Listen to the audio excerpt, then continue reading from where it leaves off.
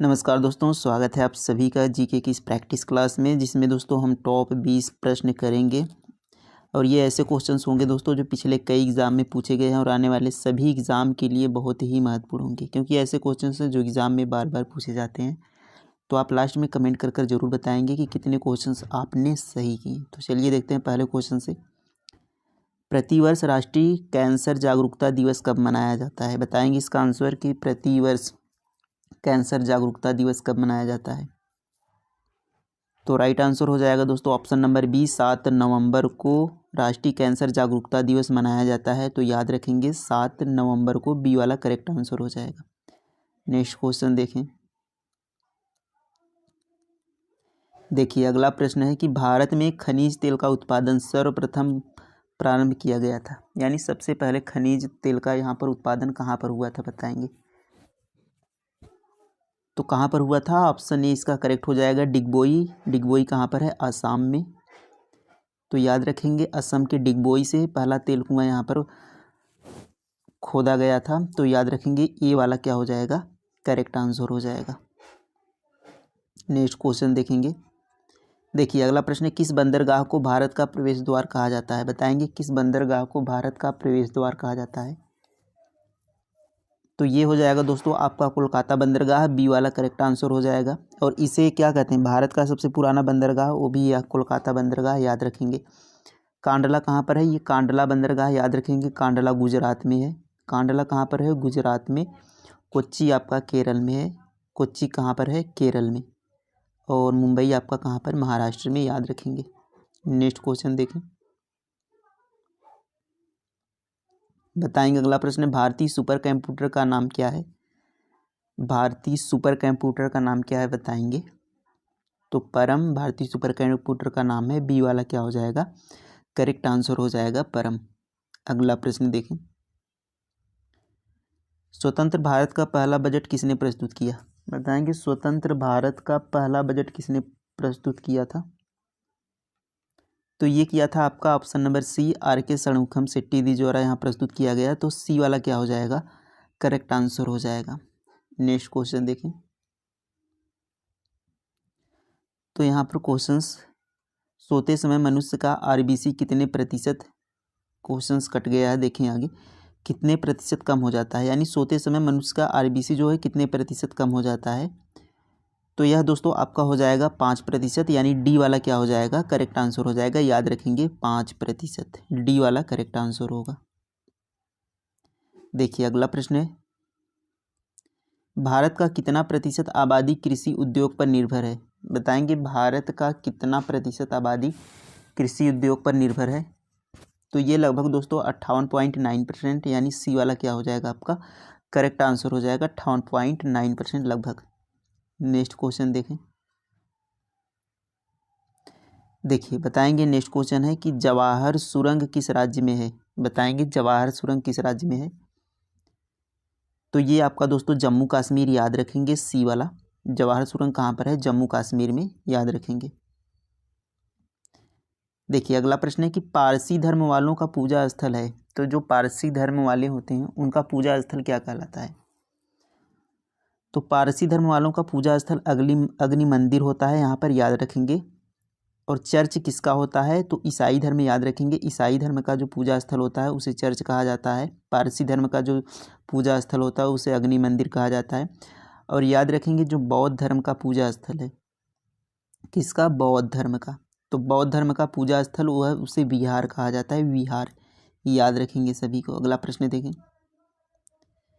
देखिए अगला प्रश्न, बौद्ध धर्म वालों का पूजा स्थल है। तो अभी हमने किया कि बौद्ध धर्म वालों का पूजा स्थल क्या है, तो उसे विहार कहा जाता है। ये वाला क्या हो जाएगा, करेक्ट आंसर हो जाएगा। सिनागाग, याद रखेंगे यहूदी होते हैं ना, उनकी जो पूजा स्थल होती है उसे सिनागाग कहते हैं, यानी सिनेगाग कहते हैं यहूदियों के पूजा स्थल को, याद रखेंगे। यहूदियों के पूजा स्थल को सिनेगाग कहा जाता है। और अग्नि मंदिर अभी हमने पढ़ा, पारसियों के पूजा स्थल को अग्नि मंदिर कहा जाता है।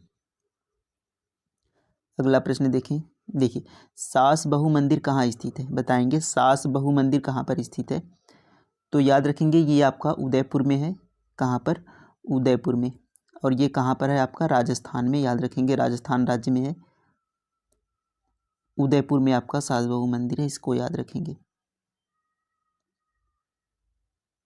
देखिए अगला प्रश्न है कि पोंगल किस राज्य का चर्चित पर्व है, बताएंगे। पोंगल किस राज्य का चर्चित पर्व है?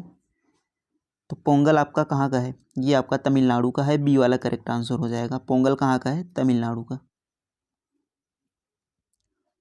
बताएंगे मध्य प्रदेश में कुंभ मेला कहाँ लगता है?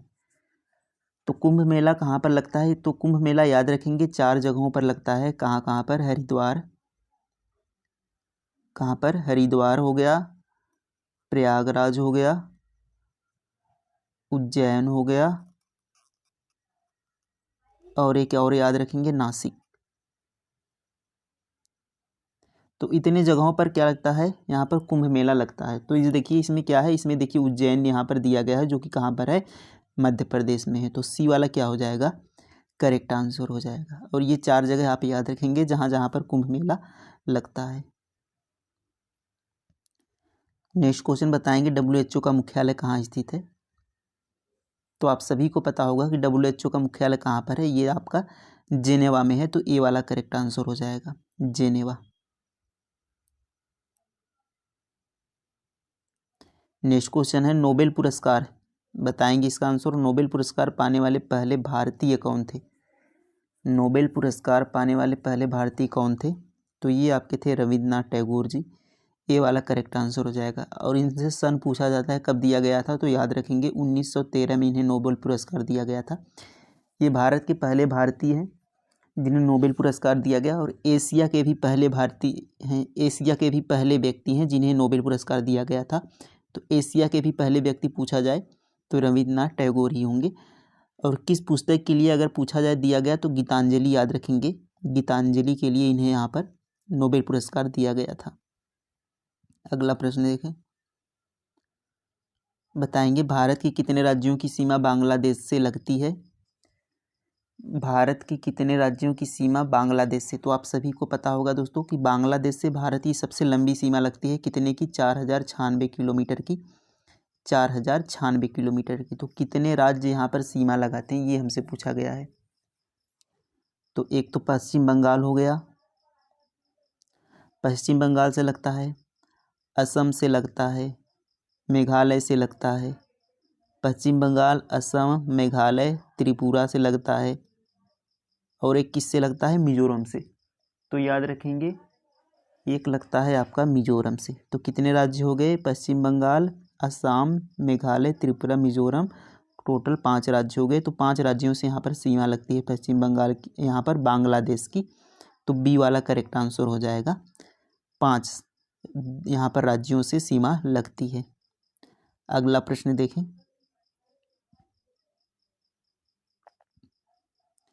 देखिए अगला प्रश्न है भारत और चीन के बीच सीमा को क्या कहते हैं, बताएंगे। भारत और चीन के बीच सीमा को, तो इसे मैकमोहन सीमा कहते हैं। भारत और चीन की सीमा को मैकमोहन सीमा कहते हैं। बी वाला करेक्ट आंसर हो जाएगा। रेड क्लिफ किसके बीच है? तो याद रखेंगे रेड क्लिफ भारत और पाकिस्तान के बीच सीमा रेखा है। अगला प्रश्न देखें, देखिए अगला प्रश्न यहाँ पर है कि जलियांवाला बाग हत्याकांड की जांच के लिए कौन सा आयोग गठित हुआ? तो जलियांवाला बाग हत्याकांड कब हुआ था? 1919 में हुआ था, 13 अप्रैल 1919 को। कौन जिम्मेदार था? याद रखेंगे जनरल डायर द्वारा किया गया था। और कौन सा आयोग उसके गठन हुआ था? तो याद रखेंगे हंटर आयोग का उस समय गठन हुआ था। किसका दोस्तों? हंटर आयोग का। तो यहाँ पर ए वाला आपका राइट आंसर हो जाएगा, हंटर आयोग। ए वाला करेक्ट आंसर हो जाएगा। अगला प्रश्न देखें, लास्ट क्वेश्चन है कि गांधी जी अफ्रीका से भारत कब आए, बताएंगे। गांधी जी अफ्रीका से भारत कब आए थे? तो 1915 में आए थे। ए वाला करेक्ट आंसर हो जाएगा, 1915 में। और 9 जनवरी को आए थे। तो 9 जनवरी को हर साल किस दिवस के रूप में मनाया जाता है, ये आप कमेंट करके बताएंगे कि 9 जनवरी को हर साल कौन सा दिवस के रूप में मनाया जाता है। तो ये हमारे दोस्तों कंप्लीट हो गए हैं 20 क्वेश्चंस। कितने क्वेश्चन सही किए कमेंट में ज़रूर बताइएगा। और क्लास कैसी आपको लगी, और यहाँ पर आपको ये ज़रूर बताना है कि 9 जनवरी को कौन सा दिवस मनाया जाता है। मिलते हैं नेक्स्ट टेस्ट में, तब तक के लिए थैंक यू, धन्यवाद, जय हिंद।